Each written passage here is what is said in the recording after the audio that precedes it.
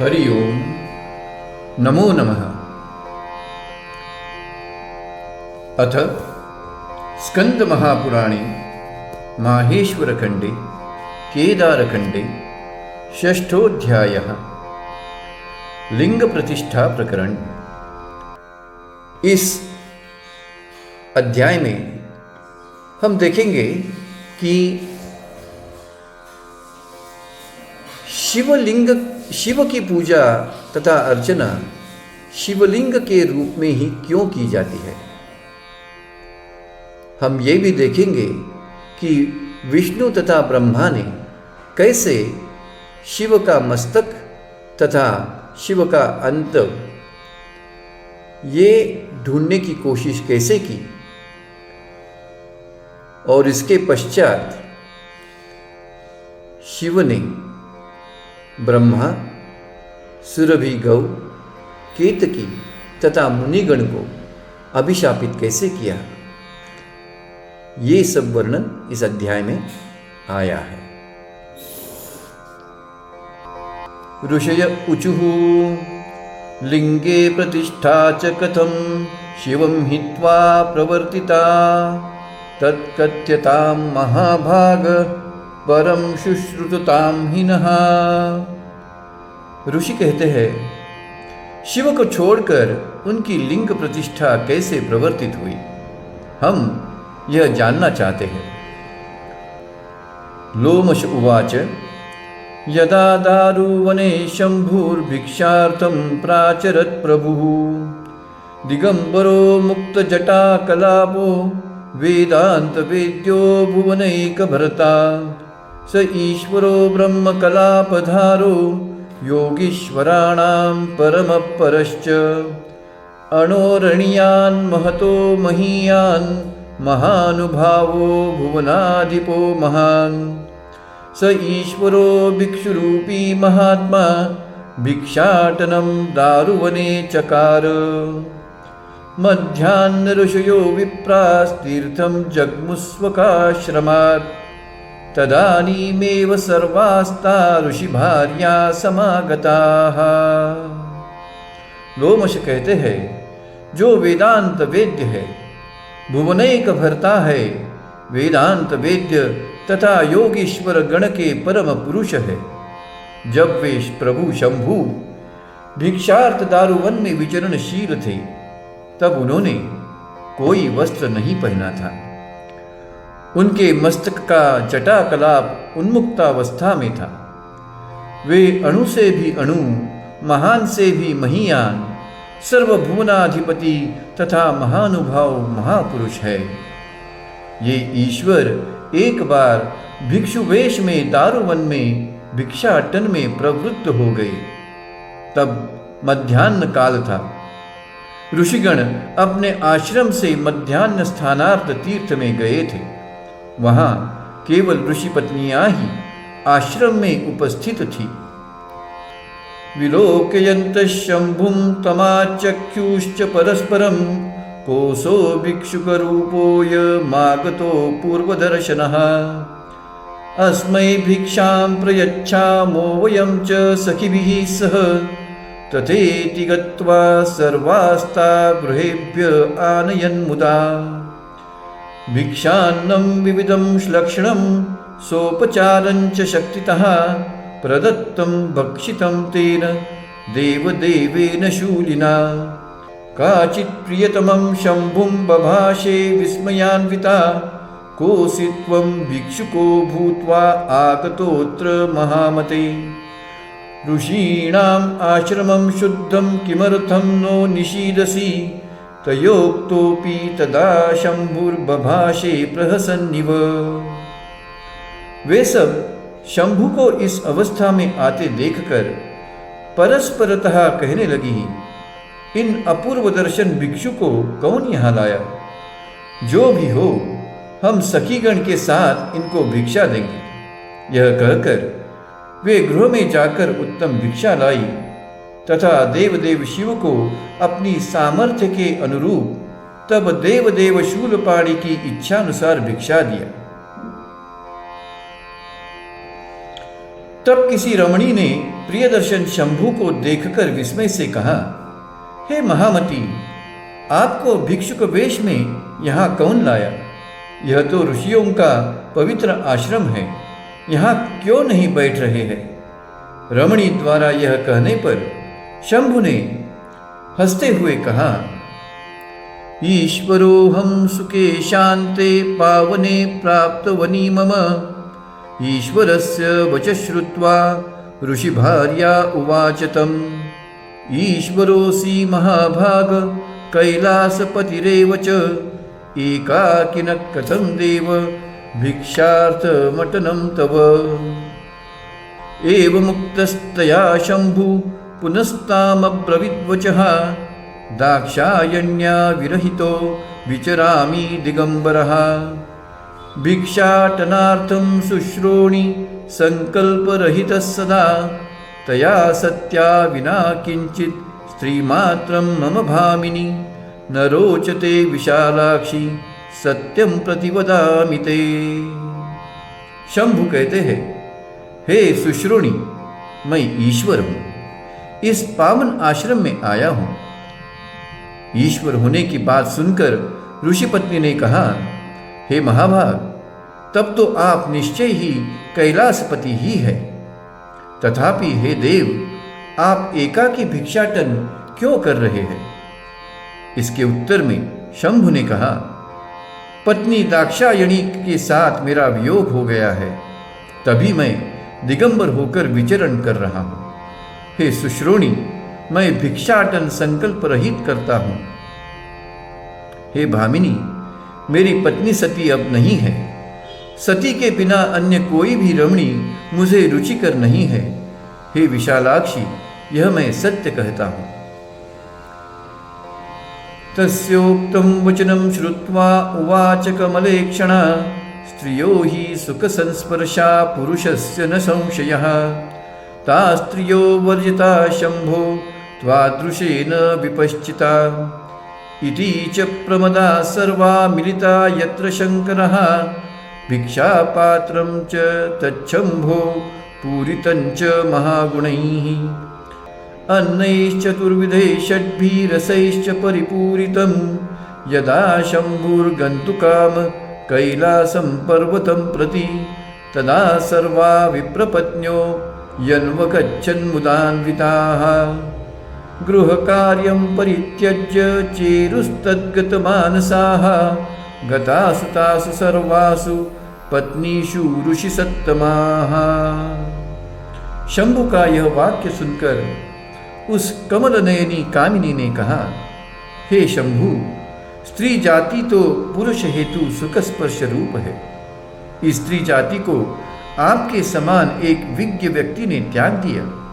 यह कहकर सभी स्त्रियां शंभु के समीप आई तथा उनको उत्तम उत्तम भिक्षा दान करके उनका भिक्षा पात्र भर दिया। चतुर्विध अन्न तथा षड्विध रसयुक्त भोज्य से उनका भिक्षा पात्र पूर्ण हो गया। तदनंतर जब शंभु कैलाश जाने लगे, तब समस्त ऋषि पत्नियां प्रसन्नतापूर्वक उनका अनुगमन करने लगी। वे अपने गृह कार्य त्याग कर तद्गच्चित्त होकर शंभु के पीछे पीछे चल पड़ी। क्रमशः सभी आश्रमों को त्याग कर समस्त ऋषि पत्नीगण ने यही किया। जब सभी पत्नियां चली गई, तभी वहां ऋषिगण आ गए। यावदाश्रममभीत्य तावच्छून्यं व्यलोकयन्, परस्परमथोचुस्ते पत्न्यः सर्वा कुतो गताः। न विदामोत वै सर्वा केन नष्टेन चावृताः।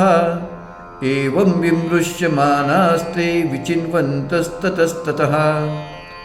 समपश्यन्तस्ततः सर्वे शिवस्यानुगताश्च ताः। शिवं दृष्ट्वा तु सम्प्राप्ता ऋषयस्ते ऋषान्विताः। शिवस्याथाग्रतो भूत्वा ऊचुः सर्वे त्वरान्विताः। किं कृतं हि त्वया शंभो विरक्तेन महात्मना। परदारापहर्तासि त्वं ऋषीणां न संशयः। वे आकर देखते हैं कि वहां आश्रम शून्य पड़ा है। यह देखकर सब आपस में बात करने लगे। हमारी पत्नियां कहाँ चली गई, कुछ भी ज्ञात नहीं है। क्या किसी नीच ने उन सब का हरण किया? इन लोगों ने इस प्रकार परामर्श करके आश्रम के चतुर्दिक अनुसंधान प्रारंभ किया। तदनंतर ऋषियों ने देखा कि उनकी पत्नियां दूरस्थ शिव का अनुगमन कर रही है। शिव को देखकर सभी उपस्थित ऋषिगण क्रोधित हो गए तथा शिव के पास आकर व्यग्रता पूर्वक कहने लगे। ऋषि कहते हैं, हे शंभु, आप तो विषयों से विरक्त महात्मा हैं। यह आपने क्या किया? वास्तव में आप परस्त्री हरण करने वाले हैं। एवं क्षिप्त शिवो मौनी गच्छमानोऽपि पर्वतम तदा ऋषिभिः प्राप्तो महादेवो व्ययस्तथा। यस्मात् कलत्रहर्ता त्वं तस्मात् षण्ढो भवत्वरम्। एवं शब्दः समुनुभिर्लिङ्गं तस्यापतद्भुवि। भुवि प्राप्तं च तल्लिङ्गं ववृधे तरसा महत्। आवृत्य सप्तपालान् क्षणाल्लिङ्गं मधोर्ध्वतः। व्याप्य पृथ्वीं समग्राञ्च अंतरिक्षं समावृणोत। ऋषिगण का यह आक्षेप सुनकर भी शिव मौनी होकर कैलाश चले गए। तथापि ऋषिगण के क्रोध की निवृत्ति नहीं हो सकी। उन्होंने तब शिव के लिए यह अभिसंपात रूप वाक्य कहा, आपने अव्यय महादेव होकर भी हमारी पत्नियों का हरण किया है, अतः आपको शीघ्र क्लीवत्व सहना होगा। जैसे ही ऋषिगण ने यह अभिशाप प्रदान किया, वैसे ही तत्क्षण शिव का लिंग धरती पर पतित हो गया। यह लिंग भूतल पर गिरते ही वेग पूर्वक वर्धित होने लगा। देखते देखते वह क्षण मात्र में सप्त पाताल, समग्र पृथ्वी तथा अंतरिक्ष प्रभृति सभी अधः तथा ऊर्ध्व स्थानों में परिव्याप्त हो गया। स्वर्गा समावृता सर्वे स्वर्गातीतमथाभवत्। न मही न च दिक्चक्रम न तोयन न च पावकः। न च वायुर्न वाकाशं नाहंकारो न वा महत्। न चाव्यक्तं न कालश्च न महाप्रकृतिस्तथा। नासीद्वैतविभागञ्च सर्वं लोलञ्च तत्क्षणात्। यस्मात् लीनं जगत्सर्वं तस्मिन् लिङ्गे महात्मनः। लयनालिङ्गमित्येवं प्रवदन्ति मनीषिणः। तथा भूतं वर्धमानं दृष्ट्वा तेऽपि सुरर्षयः। ब्रह्मेन्द्रविष्णुवायव्यग्निलोकपालासपन्नगाः विस्मयाविष्टमनसः परस्परमथाब्रुवन्। किमायामञ्च विस्तारं क्व चान्त क्व च पीठिका। इति चिन्तान्वितो विष्णुमुचुः सर्वे सुरास्तदा। क्रमशः यह लिंग स्वर्ग को भी आवृत्त करके स्वर्गातीत हो गया। तब पृथ्वी, दिक्मंडल, जल, पावक, वायु, आकाश, अहंकार, महत्, अव्यक्त, काल किंवा महाप्रकृति रूप कोई द्वैत रूप विभाग ही नहीं रह गया। सब कुछ तत्क्षण लिंग में लीन हो गया। जब महात्मा शिव के लिंग में समस्त जगत लयीभूत हो गया, तभी उसका नाम मनीषीण ने लिंग रखा है। इस समय ब्रह्मा, इंद्र, विष्णु, वायु, अग्नि तथा लोकपाल प्रमुख देवता, देवर्षि उस वर्धित लिंग का दर्शन करके परस्परतः कहने लगे कि इस लिंग का आयाम अथवा विस्तार कितना है, इसका अंत अथवा उदय कहाँ है।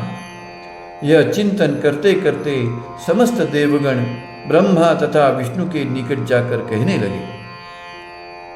देवा ऊचुः अस्य मूलं त्वया विष्णो पद्मोद्भव च मस्तकं युवाभ्यां च विलोक्यं स्यास्थाने स्यात् परिपालकौ। देवगण कहते हैं, हे विष्णु, हे पद्मोद्भव, इस लिंग का मूल तथा मस्तक कहाँ है? यह आप सबको देखना चाहिए, क्योंकि आप लोग ही जगत के योग्य पालक हैं। श्रुत्वा तुतो महाभागौ वैकुंठकमलोद्भवौ विष्णुर्गतो हि पातालं ब्रह्मा स्वर्गं जगामः। स्वर्गं गतस्तदा ब्रह्मा अवलोकन तत्परः नापश्यत् तत्र लिंगस्य मस्तकञ्च विचक्षणः। तथागतेन मार्गेण प्रत्यावृत्याब्ज संभवः मेरुपृष्ठमनुप्राप्त सुरभ्या लक्षितस्ततः। स्थिताया केतकीच्छायामुवाच मधुरं वचः तस्या वचनमाकर्ण्य सर्वं लोकपितामहः। उवाच प्रहसन् वाक्यं छलोक्त्या सुरभिं प्रति। लिंगं महाद्भुतं दृष्टं येन व्याप्तं जगत्त्रयं दर्शनार्थं च तस्यान्तं देवैः सम्प्रेषितोऽस्म्यहम्। न दृष्टं मस्तकं तस्य व्यापकस्य महात्मनः किं वक्ष्येऽहं च देवाग्रे चिन्ता मे चातिवर्तते। लिंगस्य मस्तकं दृष्टं देवानां च मृषा वदेः ते सर्वे यदि वक्ष्यन्ति इन्द्राद्या देवतागणाः ते सन्ति साक्षिणो देवा अस्मिन्नर्थे वदत्वरम्। अर्थेऽस्मिन् भव साक्षित्वं केतक्या सह सुव्रते। महाभाग विष्णु तथा ब्रह्मा यह वाक्य सुनकर उस लिंग का परिमाण जानने हेतु चले। विष्णु पाताल की ओर तथा ब्रह्मा ऊर्ध्व में स्वर्ग की ओर चल पड़े। तथापि अनेक अनुसंधान के उपरांत भी वे यह नहीं जान सके कि इसका मस्तक कहाँ तक है। अतएव वे जिस मार्ग से गए थे उसी मार्ग से वापस आ गए। लौटते समय ब्रह्मा मेरु पृष्ठ पर उतरे थे। वहां उनका साक्षात सुरभि के साथ हो गया। सुरभि गौ केतकी वृक्ष की छाया में बैठी थी। उन्होंने ब्रह्मा को देखकर मधुर वाणी में वार्तालाप किया। उसका वचन सुनकर लोक पितामह ब्रह्मा ने हंसते हुए छलपूर्वक कहा, हे सुरभि, यह परम अद्भुत लिंग तीनों लोकों को व्याप्त किए हुए है। क्या तुमने उसे देखा? उस लिंग का अंत देखने हेतु देवगण ने मुझे भेजा, किंतु उस महीयान लिंग का मस्तक मैं नहीं देख सका। अब मैं देवगण से जाकर क्या कहूँगा?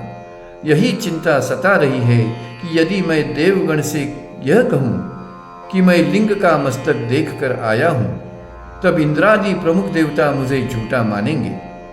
तब मैं कहूँगा कि मेरे इस दर्शन व्यापार में सुरभि साक्षी है, जो देवगण को साक्ष्य देगी। जब वे पूछे तब तुम मेरे पक्ष में गवाही देना। हे सुरभि, यह तुमसे मेरा अनुरोध है, तुम केतकी वृक्ष के साथ मेरी ओर से गवाही देना। तद्वच शिरसा गृह्य ब्रह्मण परमेष्ठिनः केतकी सहिता तत्र सुरभि तदमानयत्। परमेष्ठि ब्रह्मा के वचन को सुनकर सुरभि ने उसे शिरोधार्य किया तथा केतकी के साथ एक होकर भगवान ब्रह्मा का सम्मान किया।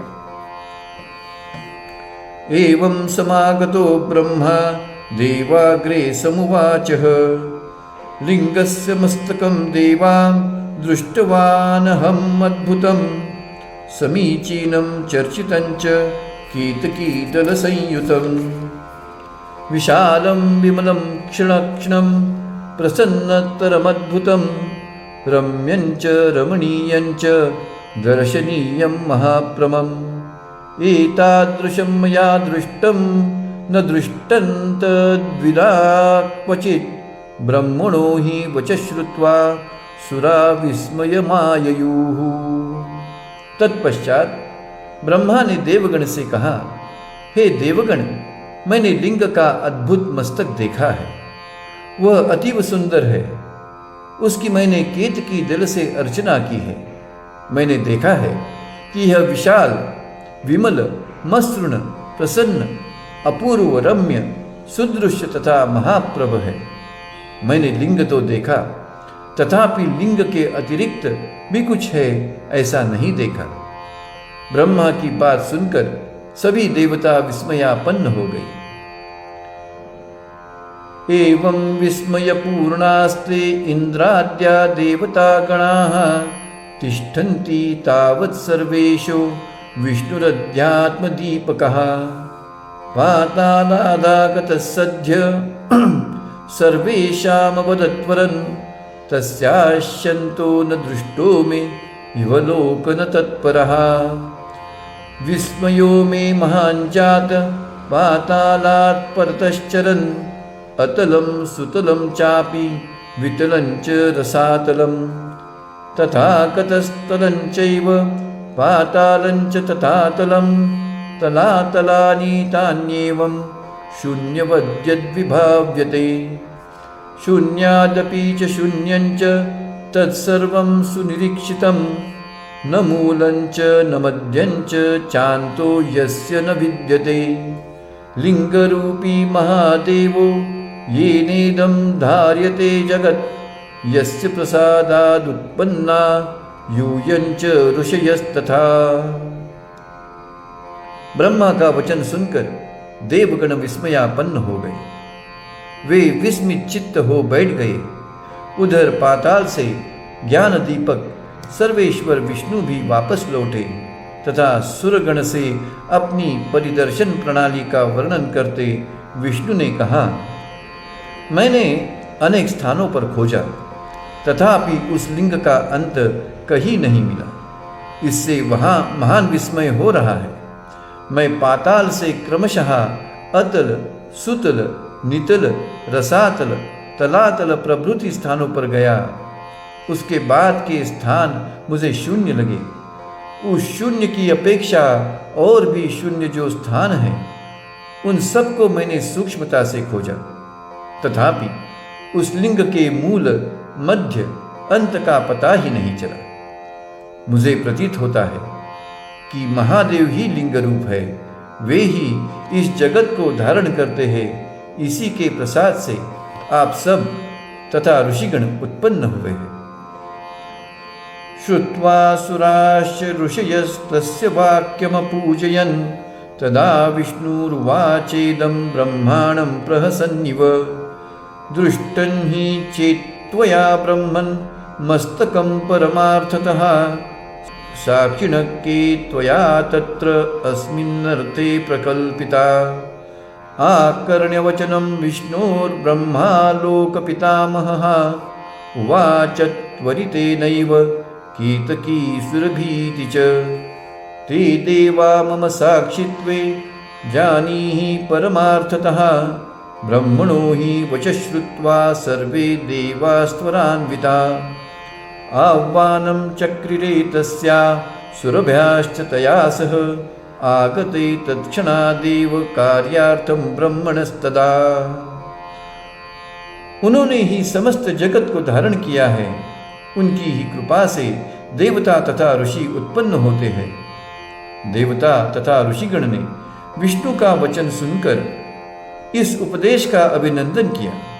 तब विष्णु हास्यपूर्ण मुद्रा में ब्रह्मा से कहने लगे, हे ब्रह्मन, आपने यदि सत्य ही लिंग का मस्तक देखा हो तब कहिए, आपके इस दर्शन व्यापार का कौन साक्षी है?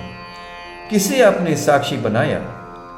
विष्णु का वाक्य सुनकर ब्रह्मा ने व्यग्रता से कहा, मेरे साक्षी है केतकी तथा सुरभि गौ।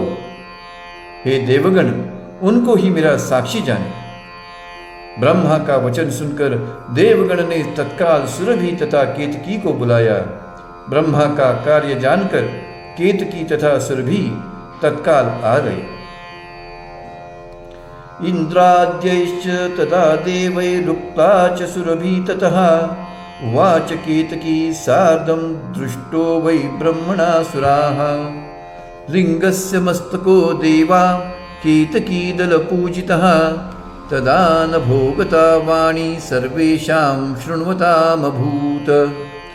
सुरभ्या चैव यत्प्रोक्तं कीतक्या च तथा सुराः तन्नृषोक्तं च जानिध्वं न हृष्टो यस्य मस्तकः।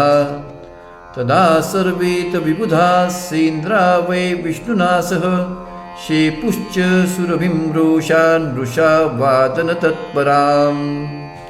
मुखेनोक्तं त्वयाद्यैव मन्मृतं च तथा शुभम् अपवित्रं मुखं तेस्तु सर्वधर्मबहिष्कृतम्। सुगन्धकेतकी चापि अयोग्या त्वं शिवार्चने भविष्यसि न संदेहो अनृता चैव भामिनी। इंद्रादि देवताओं ने सुरभि तथा केतकी से ब्रह्मा के वाक्य की यथार्थता जाननी चाहिए। तब सुरभि एवं केतकी ने एक स्वर में उत्तर दिया, हे सुरगण, हम जानते हैं ब्रह्मा ने लिंग का मस्तक देखा है, साथ ही केतकी दल से उस मस्तक का पूजन भी किया है। उनकी इस साक्षी को सबके द्वारा सुनते ही वहां पर सहसा आकाशवाणी सुनी गई। देवता उसे सुनने लगे। आकाशवाणी का तात्पर्य था कि हे देवगण, सुरभि तथा केतकी ने जो कुछ भी कहा है वह सत्य नहीं है। आप सब यह जानें कि ब्रह्मा ने लिंग का मस्तक देखा ही नहीं है। तब इंद्रादि विबुध गण तथा विष्णु ने रोष में भरकर मिथ्यावादिनी सुरभि को अभिशाप देते कहा, हे शुभे, जिस मुख से तुमने अभी मिथ्या वचन कहा है, तुम्हारा वह मुख अपवित्र तथा सर्वधर्म गार्हित हो जाए।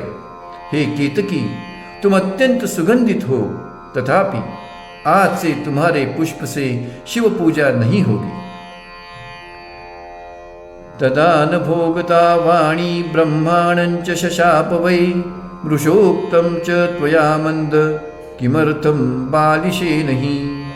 भृगुणा ऋषिभिः साकं तथैव च पुरोधसा तस्माद्यूयं न पूज्याश्च भवेयुक्लेशभागिनः। भृगुणा ऋषिभिः साकं तथैव च पुरोधसा तस्माद्यूयं न पूज्याश्च भवेयुक्लेशभागिनः।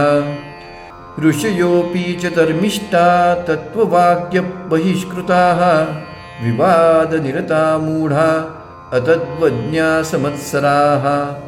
याचकाश्चावदान्याश्च नित्यं स्वज्ञानघातकाः आत्मसम्भावितास्तब्धा परस्परविनिन्दकाः।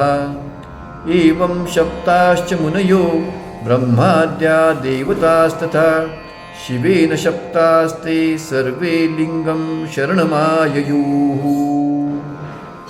तदनंतर उस आकाशवाणी ने ब्रह्मा को अभिशाप प्रदान किया और कहा, हे मूढ़, तुमने किस लिए भृगु तथा अन्य ऋषिगण से मिथ्या वाक्य कहा? इस अपराध के कारण तुम्हारी पूजा नहीं होगी, परंतु क्लेशगामी होगी। ये धर्मिष्ठ ऋषिगण भी उस वाक्य से बहिष्कृत होंगे। ये सब विवाद में निरत, मूढ़ चित्त, अतत्वदर्शी, मात्सर्य युक्त, याचक परस्पर एक दूसरे के निंदक होंगे। इस प्रकार ये सब ज्ञान विघ्नकारी, देहात्मवादी तथा स्तब्ध होंगे। इस प्रकार आकाशवाणी ने ब्रह्मा तथा मुनिगण को अभिशाप दे दिया। तब उन्होंने जाना कि शिव ने ही अभिशाप दिया है, अतः सभी शिव के शरणापन्न हो गए। इति श्री स्कांदे महापुराणे एकाशीतिसाहस्र्यां संहितायां प्रथमे माहेश्वरखंडे केदारखंडे श्री शिवलिंग महात्म्ये ब्रह्मादिशाप वृत्तांत वर्णनम नाम षष्ठोऽध्यायः। इस प्रकार स्कंद पुराण का ये माहेश्वर खंड में से केदार खंड से शिवलिंग महात्म्य वर्णन करने वाला, ब्रह्मा तथा केतकी और सुरभि को शाप का वृत्तांत वर्णन करने वाला यह अध्याय यहाँ समाप्त हुआ। हरि ओम हरि ओम हरि ओम। शुभं भवतु शुभं भवतु शुभं भवतु।